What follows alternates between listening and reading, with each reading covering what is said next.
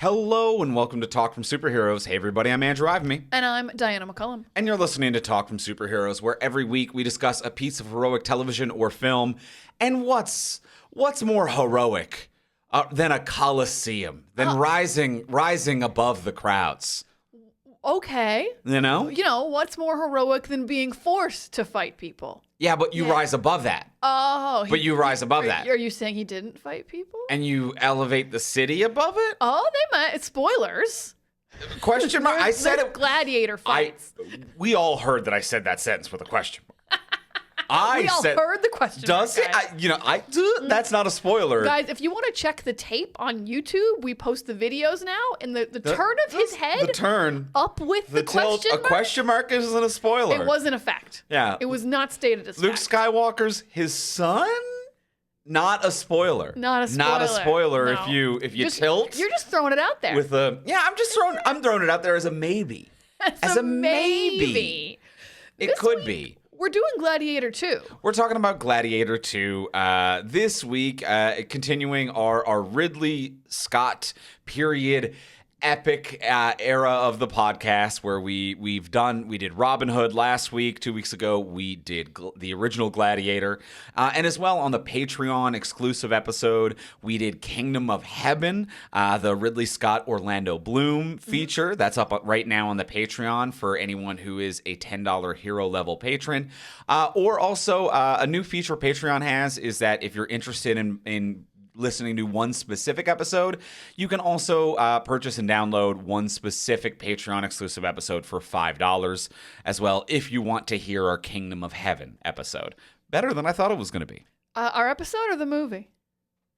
Ooh. Episode was about what I expected it to be. Movie, better than I expected it to be. Because we always crush it. Yeah, absolutely. Worth the $5. Yeah. But the movie, above a Robin Hood, below a Gladiator. I always love when movies are actually pretty okay, when I think I just liked it for a cute boy. It's always a relief. Yeah. It's a relief to me, too. Yeah, because you're like, the cute boy does nothing for Andrew. Yeah.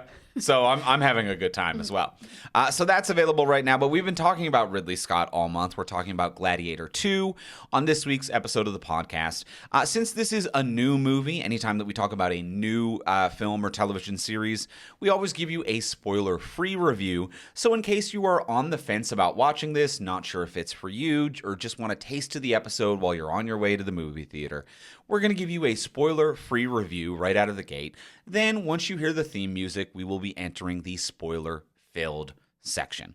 So let's start with the spoiler-free review. We'll start with the usual, the simple question. Diana, did you like it? I liked it just fine. Yeah, it's no Gladiator. We're just going to get that right out of the gate. It's no Gladiator. But it looks really beautiful. It's as good as Ridley Scott makes things look, like usual. The performances are all pretty good, and then Denzel Washington's incredible. He is my favorite by far. He is delicious in this movie. He is so good. I think there is a lot of just script problems, though. And not that I think, like, oh, too many people had their hands in the pot. Like, this movie isn't even sure who the lead is for a lot of it. Like, I'm watching this, and I'm like, is it the Gladiator? Is it Pedro? Is it Denzel? And I think until, like, the third act, I'm like, okay, I think I figured out the lead, but it took a while. And this movie isn't sure who I'm supposed to root for quite a while. In a way that didn't feel like a twist. That was just like, we just haven't gotten there yet. And, like, people weren't evil enough. I didn't really know what we were trying to accomplish or overthrow. There was kind of just a lack of emotion for me. I didn't feel a lot. But the action scenes look really good. They're really fun. They each have kind of a gimmick in that Gladiator way, which is really fun. So it's nice to watch. The performances are pretty good, but I didn't feel anything. And I like to feel things. So that's going to be my biggest criticism of Gladiator 2. Andrew, did you like Gladiator 2? I liked it a lot more than you. Oh, I think it rips. This movie is great. I think it is as good, maybe better than Gladiator. Oh, sir, I can't disagree more. I think it looks phenomenal. The action is incredible. I like that it's an ensemble cast. I think Ridley Scott kind of nails the ensemble cast of a political drama possibly better than Ridley ever has, in my opinion. So I think that the political intrigue works, the ensemble cast works, everyone is vying for who is the lead, and that adds to the tension for me, and I feel the emotion, and I think that every performance is top tier. I top to bottom, I think I'm going to put this in a love category. I loved this movie. And I think that, every performance, every vibe, every shot, every action sequence, I really do think that this is fantastic. Oh, man, guys. This is going to be one of those episodes where Diana's just jealous because I would love to have loved Gladiator 2. If you listen to our first episode, I love Gladiator 1, and I would have been all for an equally good to me movie. That really blows me away because I'm at a pretty okay but I'm nowhere near love for this movie. I think it's got a lot of pitfalls. Interesting. Yeah, no, I'm a love enough that if an opportunity was around, I'd go see it again tomorrow. That level of damn, that was a really great time. Oh, I don't care if I ever see this again. Wow. Yeah. Wow. No. Okay, fair. Especially if I got other Ridleys I can watch. And you always do. I always do. He's always making tons of shit. Yeah. I haven't seen Napoleon. Yeah, there's a bunch of stuff of his we haven't seen. We couldn't get to it all in weird period piece month. Yes. We couldn't even skim the surface. Even with a subcategory genre on top of Ridley Scott films, we were still unable to get to it. So I understand that. Well, I'm sorry you didn't like it as much, but that'll be interesting. But I didn't love it. That's for sure. Interesting perspectives. I can't wait to get into the specifics of why we both felt it's not a perfect ways. movie. I think there's two things that I want to dunk on a little bit. But other than those two things, I'm I just had a great time out at the movies. Oh, shit. Yeah. That's the dream. That is the dream, isn't it? And can it be spoiled? I mean, actually, I think there's a spoiler that's hidden in the movie that I knew from the synopsis that the movie doesn't reveal right away. So I actually think it can be spoiled, which I can explain after the cut if you'd like. And obviously we can, because then it's the spoiler-free section. I do agree. I will say that there was also something that I would say that within 48 hours, everyone will know. And then I actually didn't know going into this movie. I kind of went in fairly blank, and I really enjoyed getting surprised by a couple of things. Okay. So I'm going to say go in fresh if you can. I really enjoy how fresh that I went in and how spoiler-free I went in at. Andrew's a fresh love. So be fresh and fall in love with Gladiator 2. And I also agree fresh. And I'm a fresh like. Yeah. Yep. Excellent. All right. New rating category just dropped. A fresh love. A fresh love. Is it fresh? This is our shittier version of certifying something fresh. Is it fresh and is it love, or is it fresh and is it like? Yes. We might have convoluted the waters a little bit. I mean, whenever I go to Rotten Tomatoes, I'm like, which one's the rotten one? Green and red are both ripe. Neither of those are rotten colors. I hate it. Yeah. Make it gray and gross or something. It bothers me really badly. Oh, okay, yeah, because green is just not ripe yet. And you could fry green tomatoes. There's a whole movie about that, and then that's now an Ouroboros. It's categorically not rotten if it's green. That is not rotten. You're right. It's not ripe, but it's not rotten. Thank you. So we agree on this. We've got a lot of problems with a lot of things, and we're going to get into it in the spoiler-filled section. So let's get into the spoiler-filled section. Let's talk more about Gladiator 2.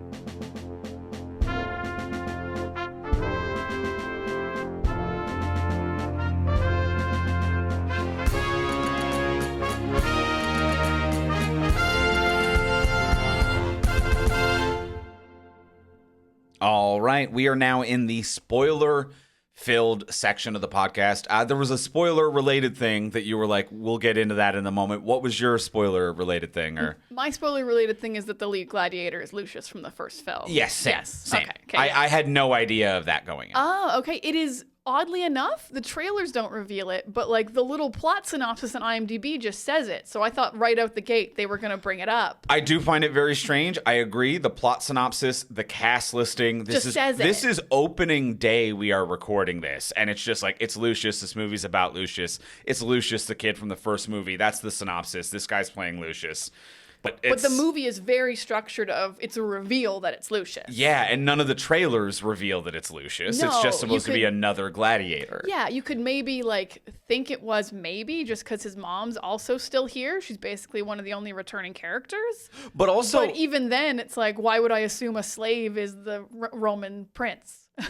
Yes, yeah, and also they don't reveal that the mother is still here until about 20 minutes in. Yes, it's after Pedro gets back from war. He goes to see the Senate first. He sees the emperors, and then he goes home, and you're like, oh shit, the mom's here. Yes, and the movie treats that as a reveal to be like, this actor is here, and then maybe at that point it starts tipping it to a few clues before it gets to the fully obvious, but without saying the name yet, that it is Lucius.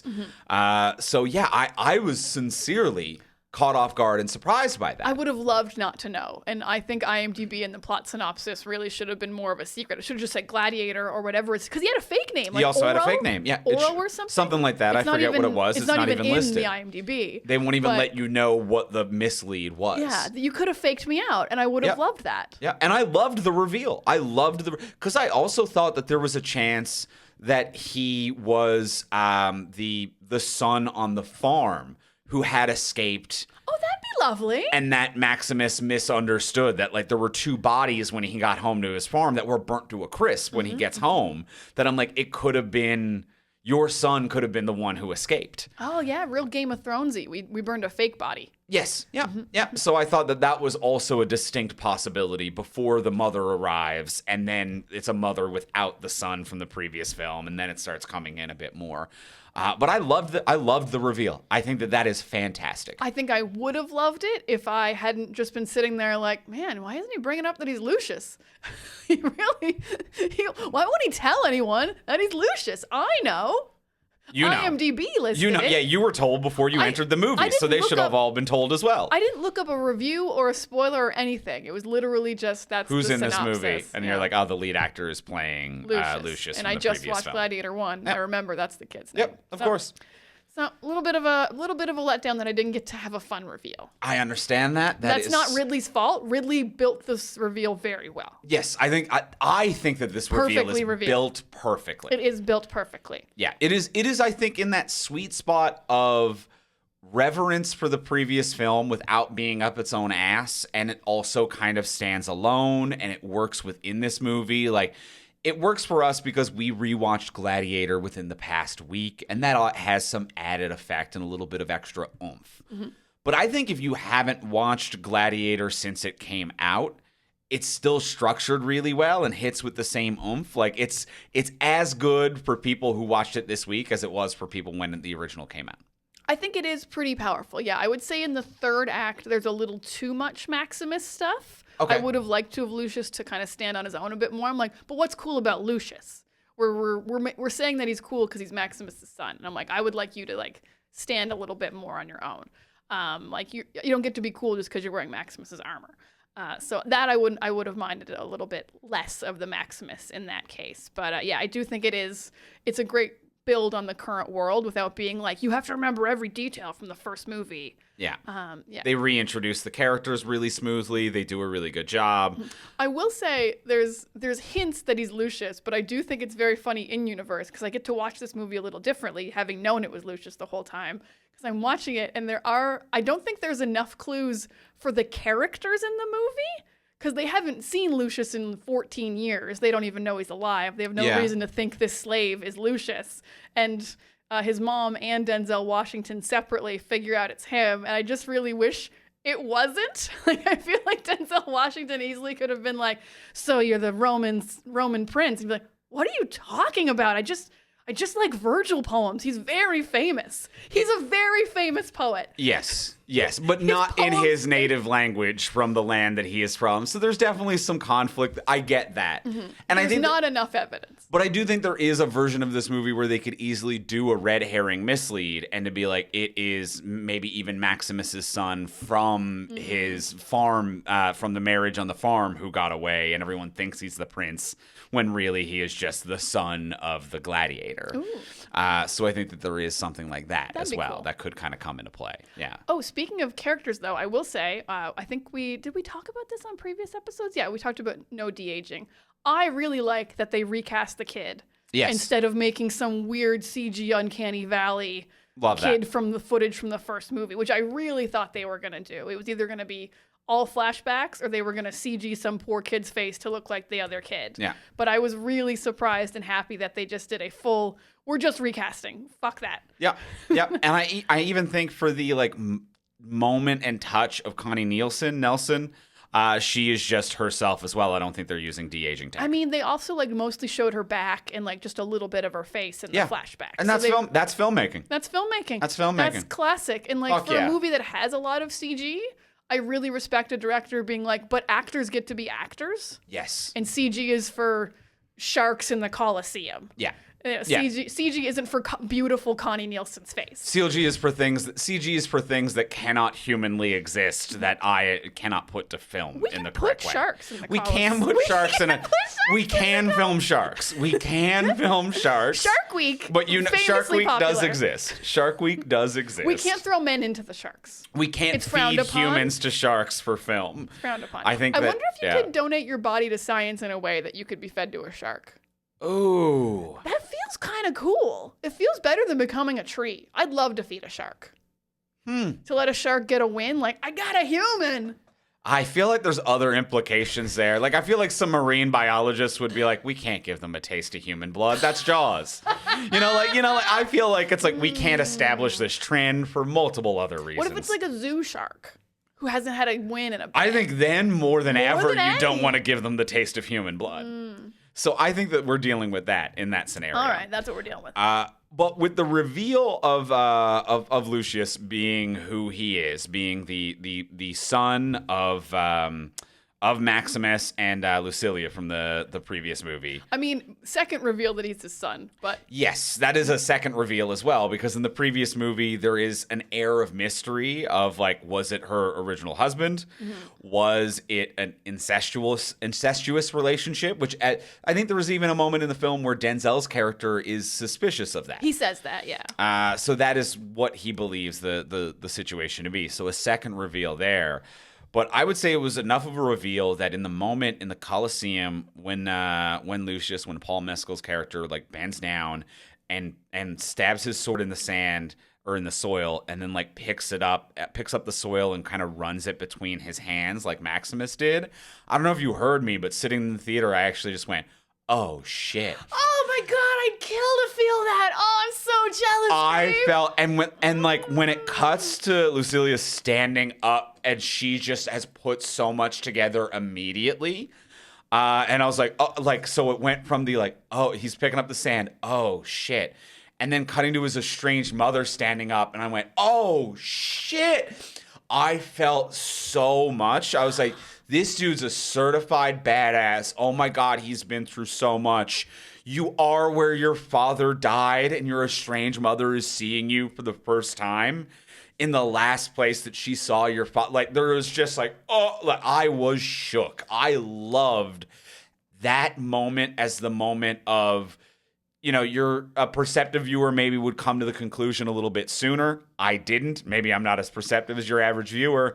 But that moment where the characters all realize it, I was shaking. I was covered in goosebumps. I adored it. Ah, man, I'm mad jealous because the movie earns that.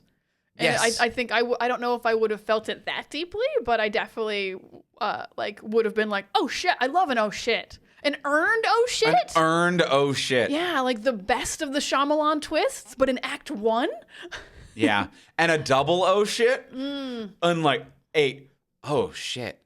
Oh shit. Because like you kind of think it might be Maximus's son, but then the mom reacts and you're like, oh, it is It him. is. Yeah. It is Lucius. Yeah. Oh, it's a good moment. It's a good. And then obviously once everything is revealed, it influences. I think Paul Mescal does a phenomenal job of this character, an absolutely phenomenal job where it is sincere, it is sweet, it is powerful, it is intimidating, it is angry, it is jaded, it is loving. It is everything it needs to be in any given scene. But then once the reveal is complete, I'm like, I really see the influences of the semi-Crow performance that you were, the semi-Russell Crowe you're giving, where like The half Crow. it's not an impersonation. A 50-50 Crow. He's a 50-50 Crow, but I'm like, you're dropping your octave that 50% of that like I'm a boy of the desert. I was born nowhere and I'm here now today. And it's like you dropped it an octave, you went a little bit non-regional.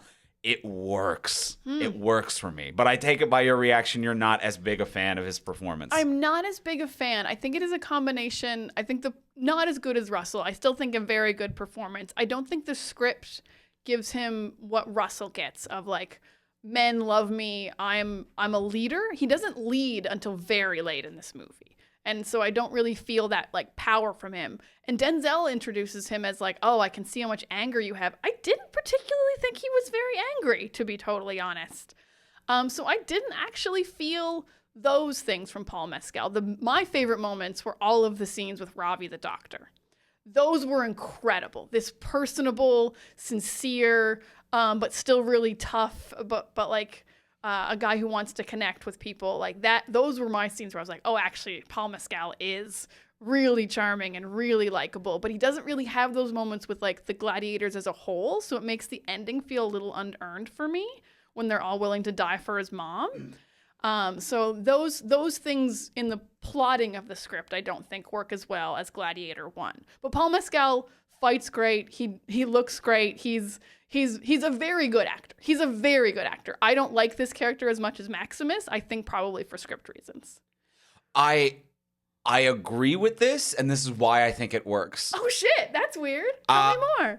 He's not a leader. He is his father's son, but he is not his father. Mm-hmm. This does not feel like a repetition of the beats of Gladiator. And I really enjoy that. To be like, I am a natural leader who earns leadership, which is kind of like one of the ideas behind Gladiator, to be like, you don't inherit it, you earn it. You earn the respect of other people. He is earning his own respect, and he is earning love, but he's fighting for the idea of what other people can have. Like, he's not the leader that Maximus is. Like, Maximus is the one that Marcus Aurelius was like, you should be the emperor because you don't want power. You're calm. You're even keeled. You're the first one through the breach. You were the one that everyone looks up to. This is a character who has a rightful heir to the throne. This is not someone who's trying to, not a non-noble person trying to earn everyone's respect. This is someone kind of angry who just wants everyone to have their own world.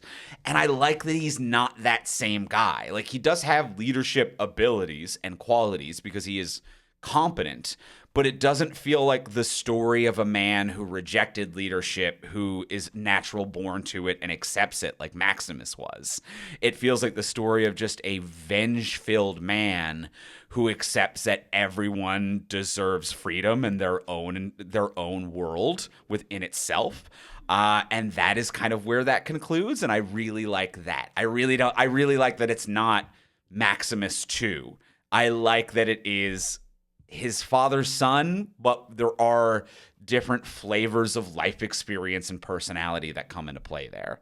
Yeah. And I did buy into the pure rage and anger. I didn't buy into the pure rage and anger. I'm sorry. I love everything you're saying, and I didn't feel any of it. So I just can't agree. Like, I didn't like that. I didn't feel like I knew what he wanted other than to kill Pedro Pascal. Like, I didn't think he wanted a free world for everyone. I didn't get this impression from him. I didn't think he wanted anything other than to just be like, I wish my wife wasn't dead. That's the only vibes I got from this guy for the longest time. Even at the end, I just felt like he was like, I'd rather people didn't die, seems to be what I got from him, which is very noble, very nice. Yeah. I like that about him.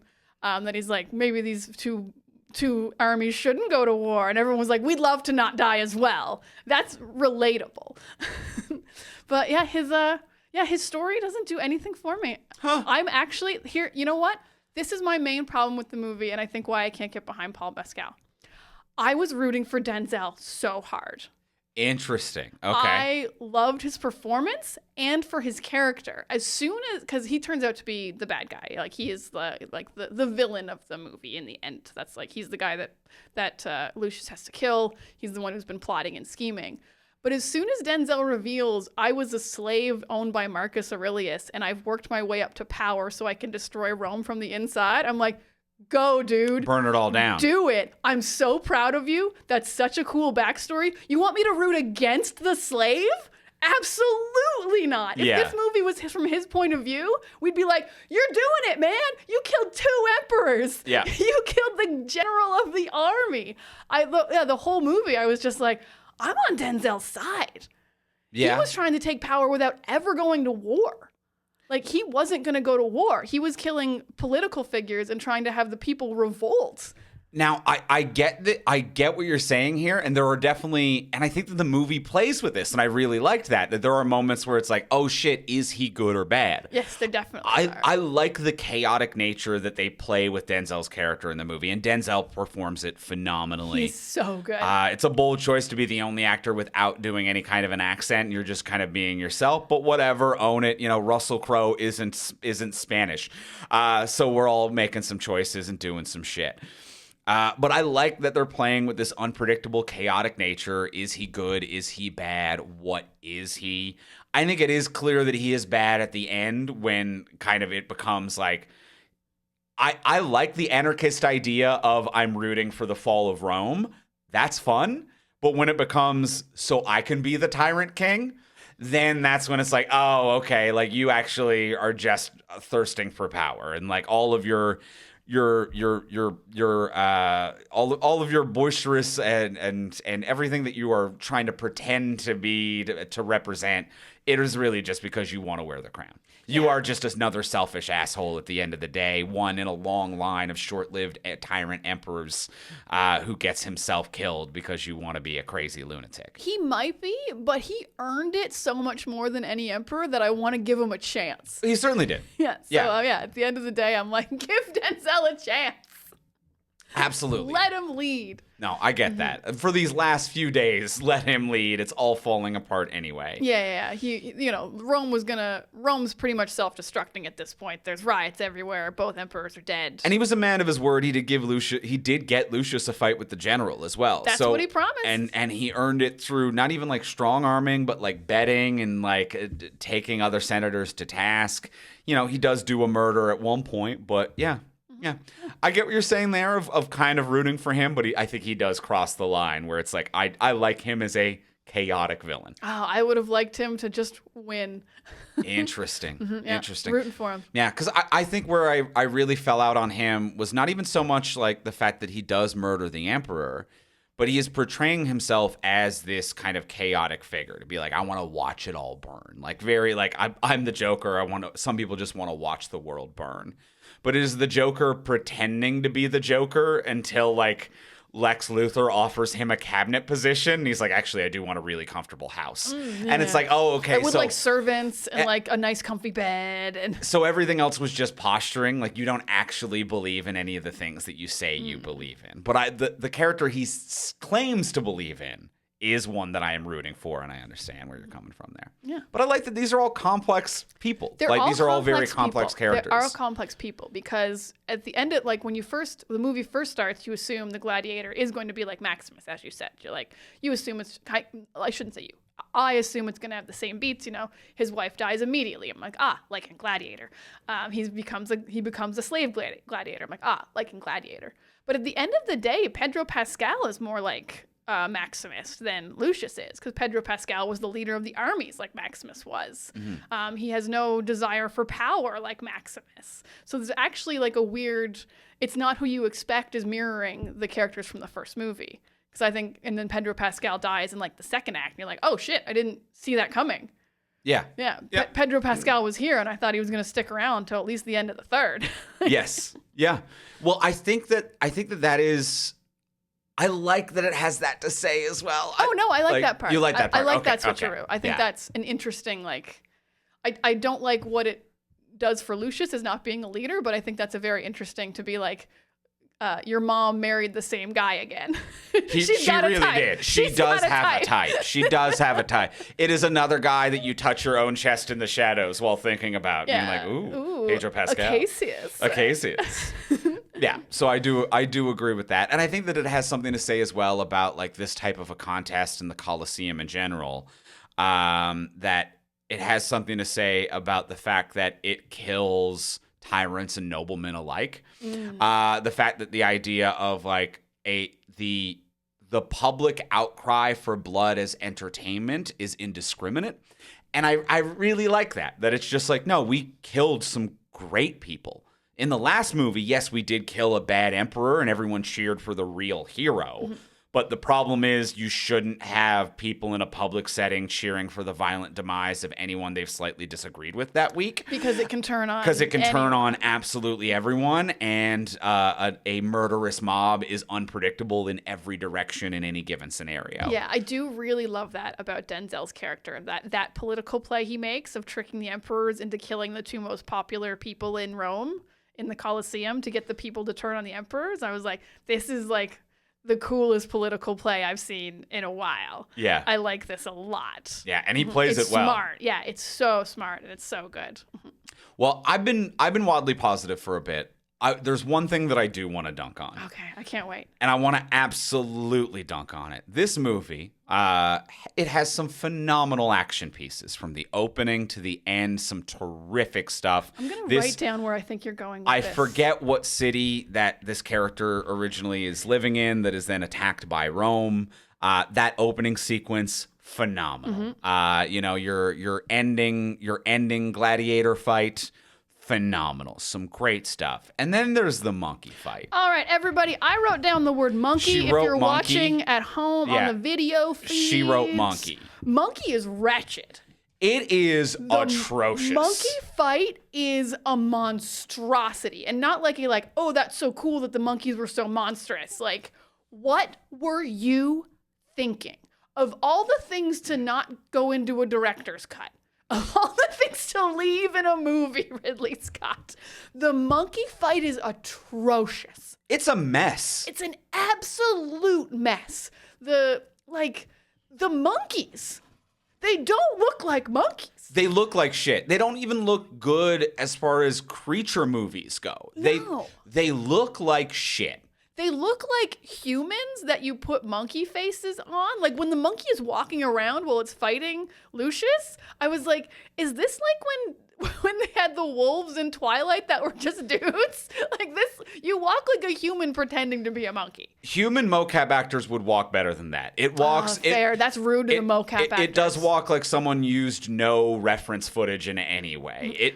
It looks like the creatures from Will Smith's I Am Legend. Like it is too smooth and like haunting in a bad way. And then the nose was super long. Like I have a terrible feeling that these are based on like monkeys that don't exist anymore or something, or ancient Roman drawings of monkeys. Right.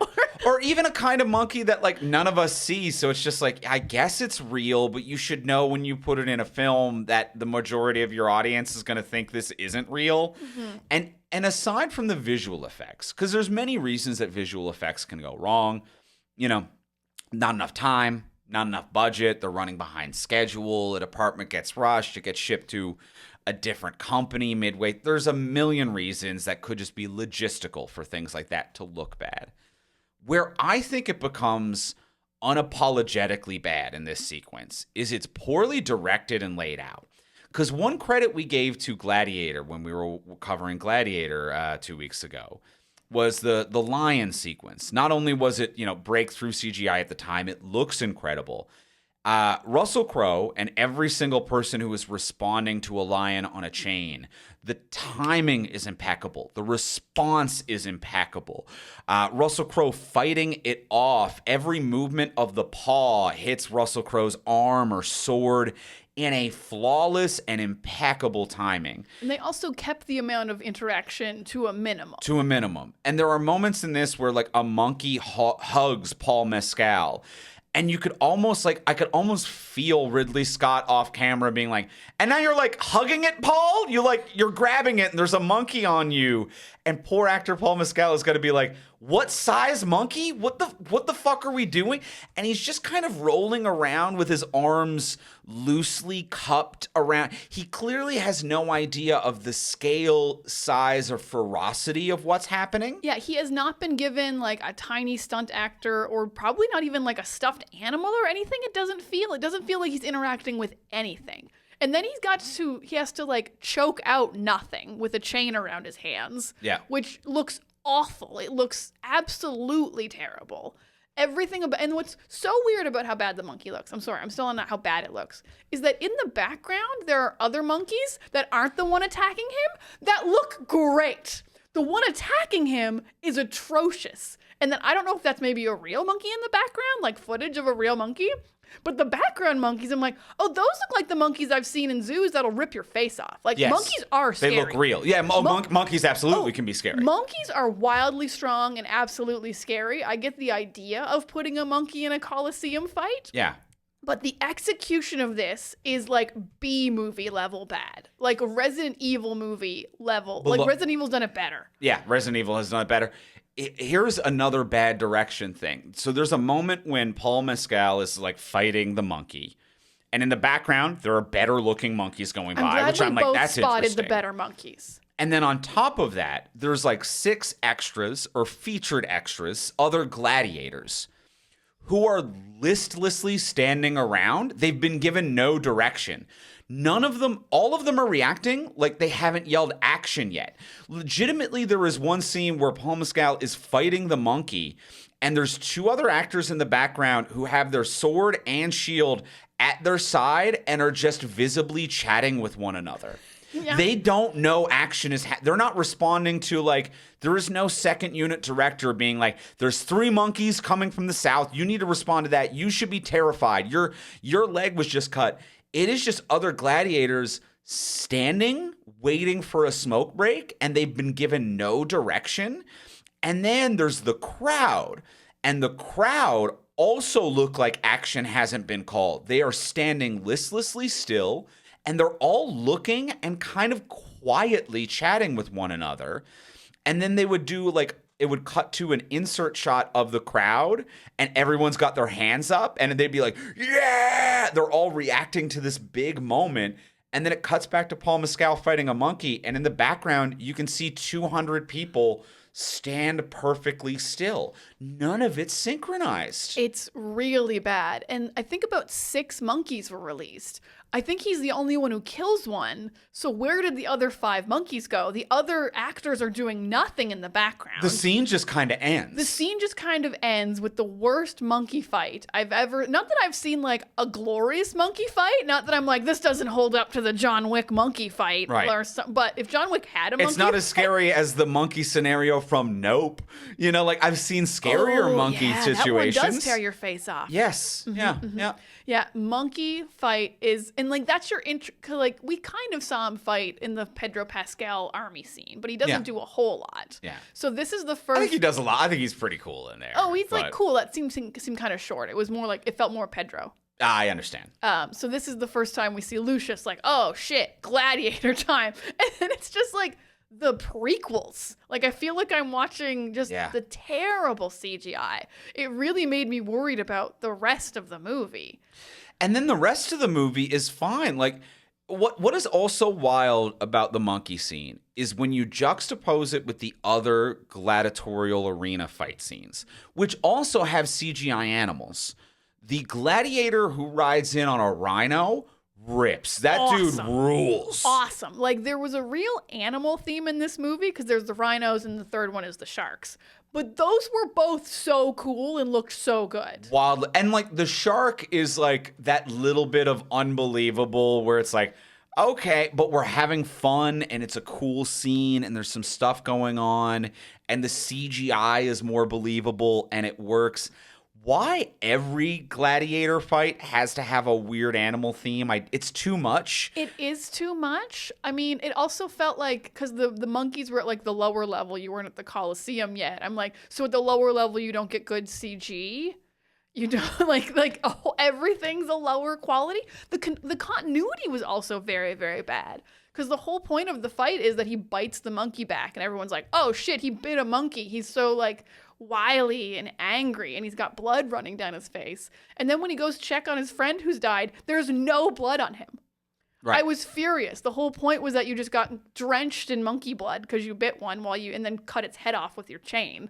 And he walks over like, are you okay? Completely clean. Yeah. The whole sequence is a mess. Yeah, It is. And then the rest of the movie is Oscar quality good. Oscar quality good with great choreography, with well-directed choreography, and everything dances together beautifully. Yeah, and because the monkey fight is also missing kind of the whole point of like either Maximus was good because he was a leader or because he had like a good plan or strategy, and Lucius is very similar. He's either leading or he has a good plan or strategy. He's like, let the rhino hit the wall. We're going to knock the oars off the other boat. But in the monkey is nothing. He has no strategy. He doesn't lead the men. Yeah. It's like, I feel like another director directed it. Like, was Ridley sick? It's a mess. It's absolutely a mess. So I agree on dunking on the monkeys super hard. It really would be better if it was just him fighting another normal man, and that was the fight. I would buy into that a lot more, and it would be a better establishment of him in a one-on-one scenario. So I would have been more on board with that. I mean, speaking of just like a slightly funny moment that was funny to me of fighting another man, I do really like the very end. It's Lucius fighting Denzel Washington, and there's two armies waiting to attack, and they start like fighting each other to the death. And I do really like both generals just being like, let them cook. It is the embodiment of let them cook. Of let them cook. Every single guy just being like, let them sort it out. We're not going to get involved. Which is a crazy thing for two armies to agree on. Yep.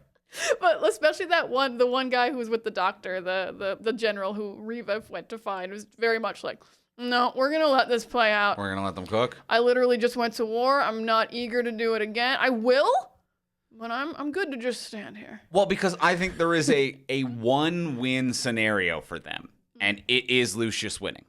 Like, that is the one-win scenario. Because when you look at all of the other alternatives, and I felt like this was what they were all acknowledging, which was that it's like, if we go in and try to break it up or take a side, the city's army is going to take Denzel's side.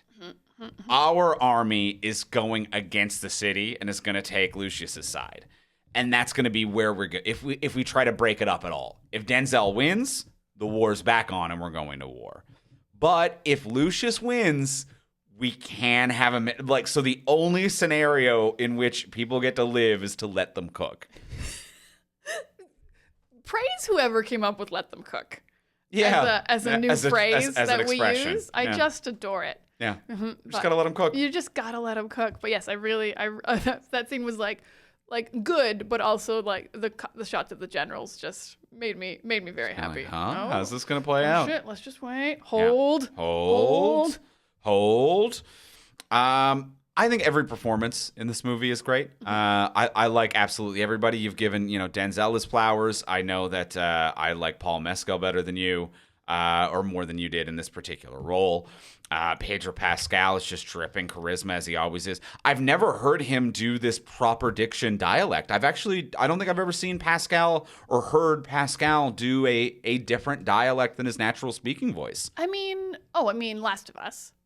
Oh, yeah, I guess he is doing a southern drawl to a certain degree. Yeah, all right. Deeper, slower drawl. But I didn't know he had this. I mean, I can't remember what he sounded like on Game of Thrones. But he was definitely cockier and funnier. I think he was more of Thrones. himself on Game of Thrones. Well, I love Pedro Pascal because to me he is the absolute embodiment of acting. Because every time you see him in an interview, he's actually like, he's full of anxiety and he's kind of nervous and a bit of a nerd. And then he only plays absolute badasses. Absolute confident motherfuckers. Absolute confident, amazing guys who I fall in love with every single one of his characters. His Game of Thrones, his Last of Us. Here, I'm sure I'm going to love his Reed Richards, which is, I think, more closer to what Pedro Pascal's actually like. I think so, yeah. Intelligent, but anxiety-ridden and but neurotic. A bit of a nerd. Yeah. But like a bit of a unfocused a bit, I think in interviews is kind of how I might describe him. Yeah. And so every time I see him act, now that I've seen him do more interviews, I'm just like, acting. Because some people feel like they're just playing themselves. And Pedro Pascal never is. He's acting. He's acting. I'm going to say even from first line, first of all, just the swag of all the outfits. Every outfit he's wearing is yum. He looks really good in this movie. It is a triple yum in every outfit he is wearing. But even just like from that scene one, whatever he's saying, where it's just like, it's too windy, drop the sails, get a midship. And I was like, yeah, okay, my guy. You feel like we gotta go drop the sails. We gotta go drop those sails. We gotta get out of our seats. We gotta go get the oars. Love him. I think he's doing great. I think he is. I always love him. Yeah. I mean, I think I like really love Denzel here, but yeah, everyone else is good. Yeah. Joseph Quinn's very good as well. Joseph Quinn is Crazy that half the Fantastic Four is here. It is weird that half the Fantastic Four is here. I'm going to say as great Joseph Quinn, yes, absolutely is great as kind of a piece of shit. The guy who plays his brother,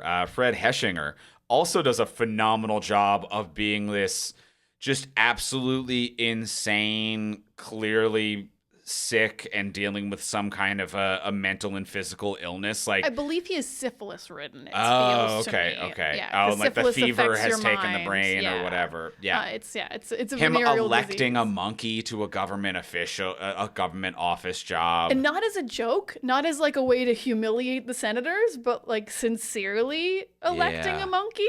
And everyone applauding it to be like, oh my God. No. Yeah, but he does a great job of like, there's less depth to that character. And it's a little bit more of a caricature, but to fully dedicate to it is great. Whereas Joseph Quinn does a great job of a character that has a little bit more depth and deception and anger and this power lust. There's more of a traditional character to work with there. He's got a bigger slice of the pie, and he does a great job with it. They are a fun pair because they're twin emperors, so they're both supposed to be emperor, but everyone is like, but Joseph Quinn's the emperor. Like, clearly no, that's that how we isn't. all... Because they'll both say something. They'll be like, you kill him, and the other guy will be like, don't kill him. And it's whatever Joseph Quinn says, which will be taken into account as the actual order. So they do a really good job of being twin emperors, but not being equals. But equal in the way that, like, one brother is looking after the sicker brother. Not like, I hate my brother and I want to kill him, but he's not fit to rule. He thinks a monkey should be elected. He thinks monkeys should vote.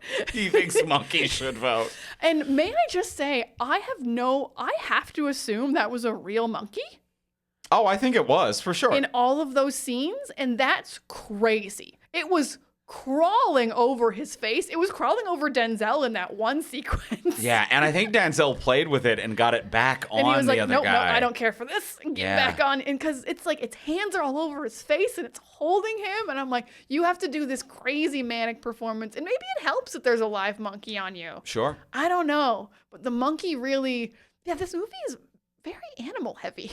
Now that you like, Yeah. there's sharks. We didn't talk about the sharks very much. I mean, I mentioned they look good, and They it's look weird. good. You mentioned how you can't feed a man to a shark. You know, that I I mean, you what should more be do the able people to. need to know? You know? I mean, I will say, because this was on our Patreon, so people don't know.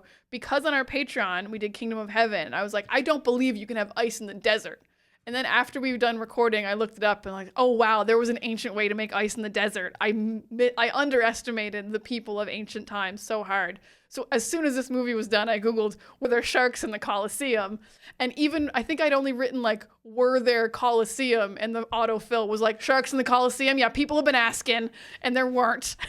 Yeah. There weren't, but the autofill was real fast on it. There was already several articles by Variety and stuff. Yeah. So there were not sharks in the Colosseum, but you could make ice in the desert, everyone. You could make ice in the desert. Ridley Scott was right about that. Ridley Scott was right about that. He made up the sharks in the Colosseum. And I did see. I think I was reading like an interview with Ridley Scott where I'm wildly paraphrasing here, but someone was just like, "Why did you decide to put sharks in the Colosseum? Isn't that a little far fetched?" And Ridley Scott was like, they had aqueducts and they built a Colosseum. Seems like they could have handled it. Just like, I'm like, you know what? Sure. Ridley Scott believes in these people. If you have a structure that is still standing thousands of years later and are famously people who built a series of aqueducts throughout their governance and city and had lions and collected exotic animals, I think it is a pretty reasonable leap to some regard. Because I think the hardest part would be catching the shark. But I think once they had a shark, it like wouldn't be in a very big box. But I believe they could make a container that could hold a shark. I think they could. Yeah. Mm-hmm. Yeah, I think they had that capability. Yeah, I think keeping a shark alive from the boat to box to tank would be where they would struggle the most. Yeah, is where they would I struggle don't know. the If most. it's in water, it's fine. You got humans. You're going to feed it bodies. I'm not a marine biologist. They are going to feed. They are going to feed it bodies. Good day to be a shark, maybe. Maybe that explains why they're so goddamn hungry in that Colosseum fight sequence. They chomp up pretty quick. They do chomp up pretty quickly. Now, I think I read that they did actually fill it with water sometimes, though. They just didn't have sharks. Oh, okay. Yeah, so What they do could what do do that flood for? it. Just like a little fake little boat thing? For the boat battles, yeah. For a fake little boat? That's wild. Yeah. I do like that they have stepped up the showmanship of this in this movie of everything that happens in the Colosseum. Like 2 full boats come out. The rhino showmanship is that it's a rhino, but the fact that the guy even comes out standing on it, like not sitting on it, but standing on it was that little extra like wrestling gimmick that we talked about on the first movie about like, oh, all the gladiators need a gimmick. And I even like the way that like Denzel's character kind of explains to be like, well, people choose their fighters, or like, you know, slave owners are choosing their fighters based on different things. He's like, some owners are choosing based on charisma and the ability to manipulate the room. Some are choosing based on raw strength. I choose based on just hate and anger. And I was like, that's cool. I like that kind of breakdown of the scenario. And also like this exhibition of the games as it is really works with the insane twin emperors as well, to be like the previous film. The idea was like, we're giving it as a distraction. It's a political ploy for Joaquin Phoenix's character to be like, if I distract them, we'll give them bread and circus, and then they won't be as mad about me, and I want to be loved like my father, even though I'm filled with hate. And it was a very politically motivated thing.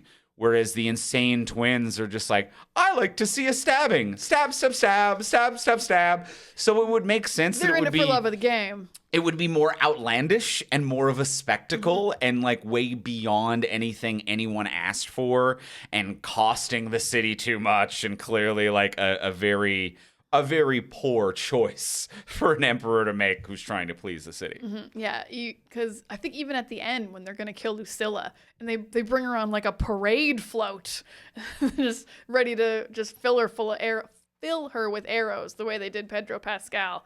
Great aim on those archers. None of them hit Paul Mescal when they killed Pedro. Those are good archers. Good archers. Yeah, well but done. I guess if you got the position...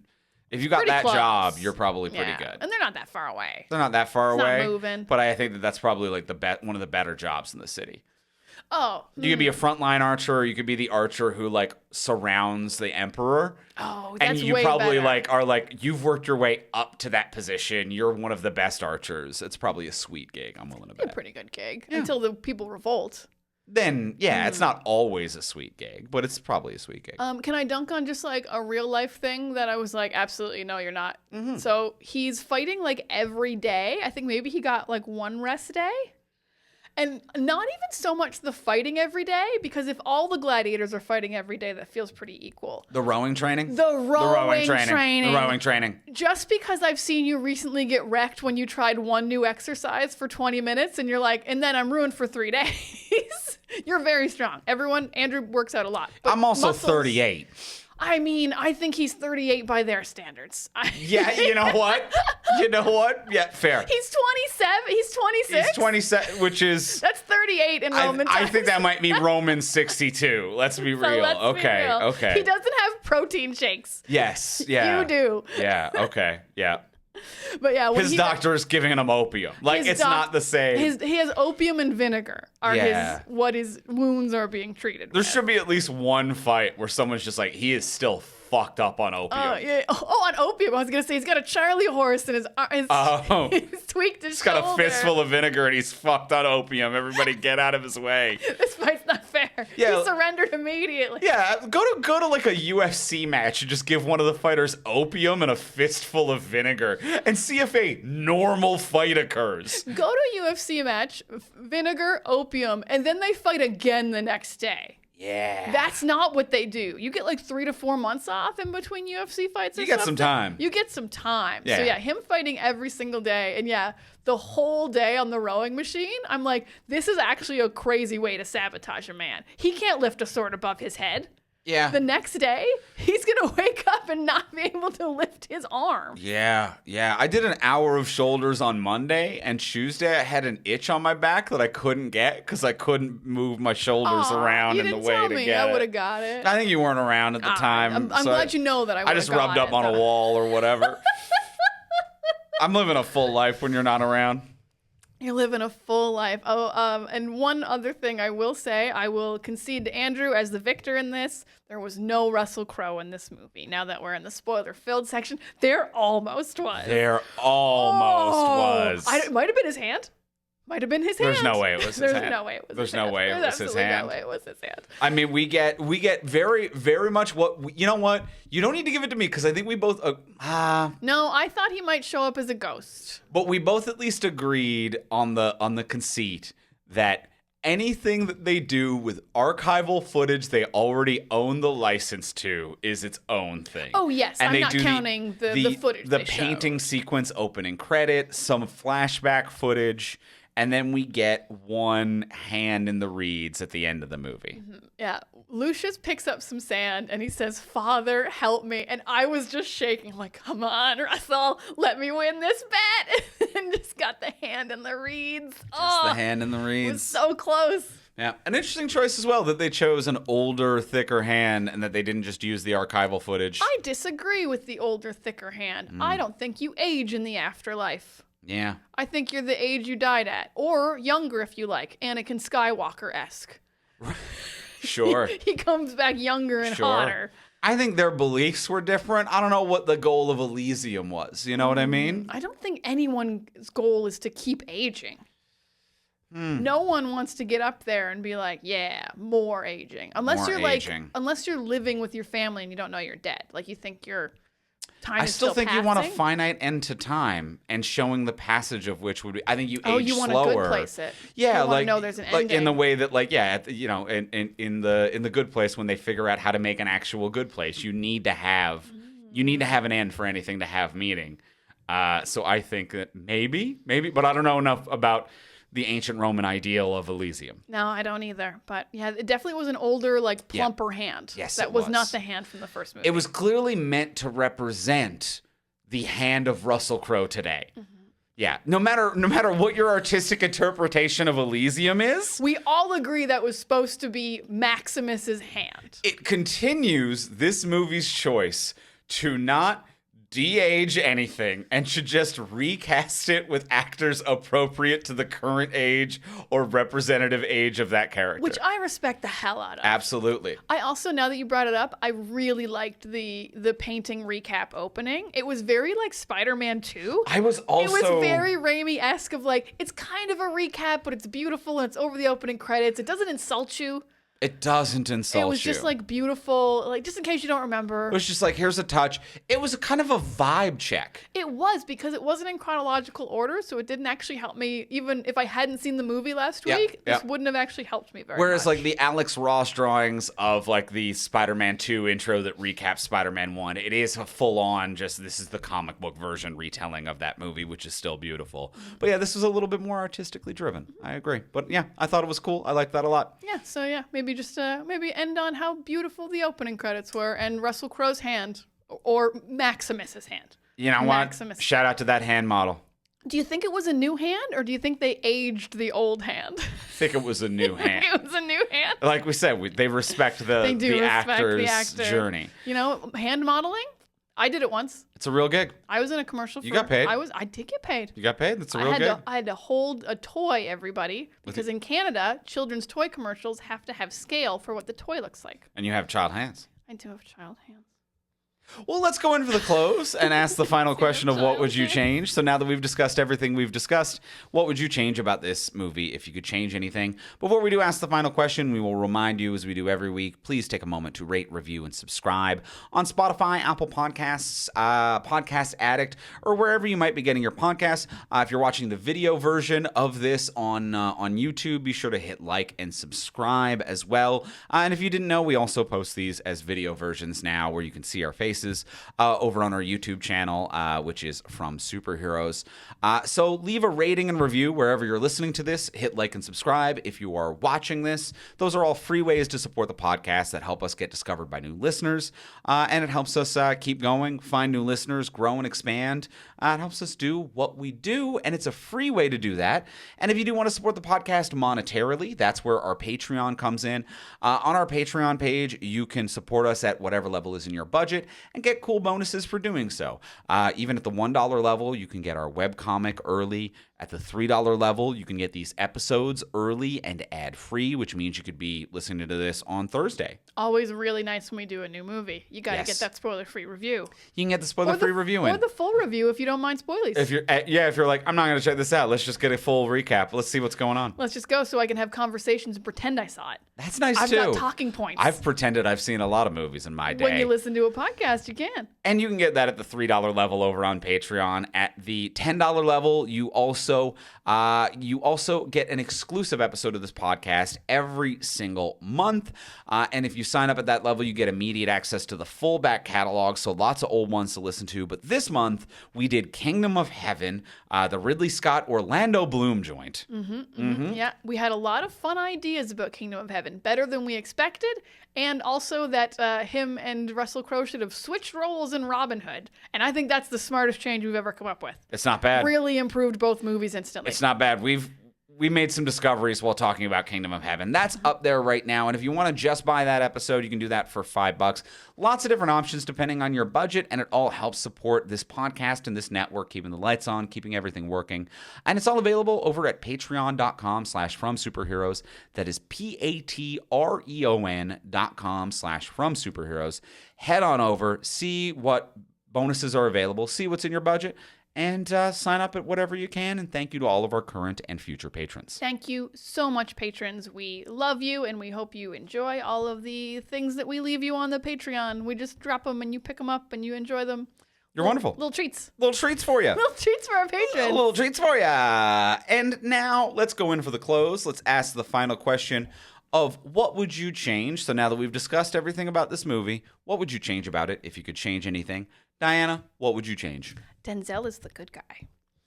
This is my big change because Denzel wants to burn Rome to the ground. And when we meet Lucius, that's what he wants too. Even at the end, that's kind of what Lucius wants. He's like, Rome sucks. They try to kill me. The Senate's not working. The emperors are bad. They invade countries and kill them. So he hates Rome. Denzel hates Rome. They're going to work together. And Pedro is actually going to be the bad guy. And this is actually how his mother has survived, because it does feel she sent him away so he wouldn't be killed, but they don't really explain how she survived, because Pedro's like a really nice guy. So you'd think she would have gotten her son back much earlier than this. He doesn't seem to betray anyone or do anything bad. So I'm actually going to be saying she's been living like a lie this whole time. She's been saying he's dead. She doesn't like Pedro. Pedro's a bad guy who works for the emperors. He loves doing this. He's going out all the time. And then Denzel shows up and he's like, hey, do you want to help me take down Rome? And they do. And I would love that, because I was rooting for a slave teaming up with a former slave teaming up with a slave to take down Rome from the inside. I adore this. This is my Gladiator 2. So those are my big changes, is that they're working together. Pedro's the bad guy. And Denzel just gets to have it all. Very interesting. Mm-hmm. I don't know if I can get on board with it. I didn't think you'd agree with anything because you're a love. Yeah. But I'm a like, so I can change anything I want. Oh, you're always allowed to change anything. Thank you. Want. Women's That's just rights. kind of yeah. And you can change everything it's you want. 2024. Men's rights. It's 2024. We're all allowed to do whatever we want. We're equal podcast partners. That is interesting, though. I don't want to see Pedro as the bad guy. I don't want to see Denzel as the bad guy. And I think Denzel plays a bad guy better than Pedro does. But I see what you're what you're saying. We'd see, wouldn't we? We in that scenario, as we just discussed, he's an actor. He is an actor. They can all have it all. Okay, so cool. That's my change. You don't have to agree. I'm very curious what your change will be. Probably monkeys. Yeah, I'm just gonna keep it simple. Obviously monkeys. I'm just gonna keep it simple. I really love this movie, and I think just the monkey sequence has to go. It has to go. It is. In every aspect, this movie is better without it. Like from a viewership perspective, and also it's just like that really cost a bunch of money you didn't need to spend Honestly, it would really be better if you just had two stunt people fight each other and didn't have a gimmick at all and just had one piece of fight choreography. And then that sequence would probably cost $20 million less, run less time, wouldn't be as silly, and it would kind of build better into then the other animal sequences that you have. Yeah, I really love this movie. And I just hate that monkey sequence. I'm not going to fight for the monkey sequence. Clearly, that's a second change that I'm going to be like, of course we're getting rid of the monkey sequence. Or one of the background monkeys who looked like monkeys is the main monkey even? Why was this lead the monkey? How did you get the role, guy who didn't look like a monkey? There just needs to be monkey changes. We can all, at the very minimum, agree on that. You'll never make a monkey out of me, as they said in the Simpsons Planet of the Apes musical. And we're all talking about it. We're all talking about it still. Well, that's going to do it for this week on the podcast. That's going to do it for our talk about Gladiator 2. Next week on the podcast, if you want to join us, we are building up to the release of Craven. So we decided to go back for a little more Aaron Taylor Johnson, and we're talking about Kick-Ass 2. I've never seen this. I've also never seen this. He didn't say it like a fact. You guys can see his face. It lifted up. This is with the tilt and the raise. So that's a question mark. You're not sure if you've seen this. I honestly don't know. You've seen Kick-Ass twice. I've definitely seen Kick-Ass. But that doesn't mean you've seen Kick-Ass 2. Kick-Ass 2, I might have seen it when I had a fever and in a hotel room. Oh, that doesn't count. So I don't know if it counts, but we'll see. So we're going to talk about Kick-Ass 2 next week on the podcast.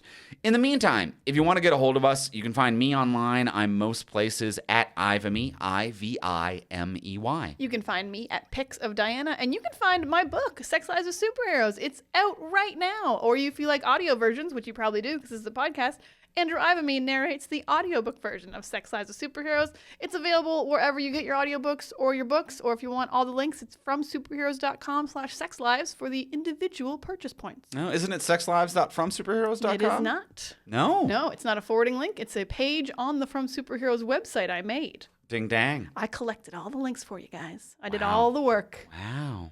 It's got the Barnes & Noble. It's got the Indigo Chapters. It's got the Amazon. It's got the Kobo. Wherever you're getting a book. She's a published author, y'all. I'm a professional author. And if you want to find both of us, you can find both of us most places at From Superheroes, or check out everything we create over at our website, fromsuperheroes.com. And we'll talk to you all next week. For Kick-Ass 2. Bye.